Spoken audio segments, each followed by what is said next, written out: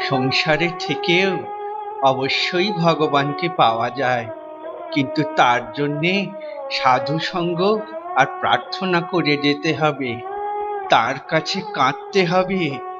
মনের ময়লাগুলো ধুয়ে গেলে তবেই ঈশ্বর দর্শন হবে। মনটি কেমন জানো?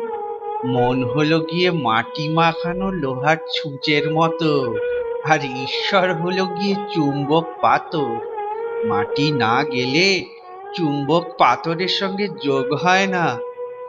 কাঁদতে কাঁদতেই ছুঁচের মাটি একসময় ধুয়ে যায়।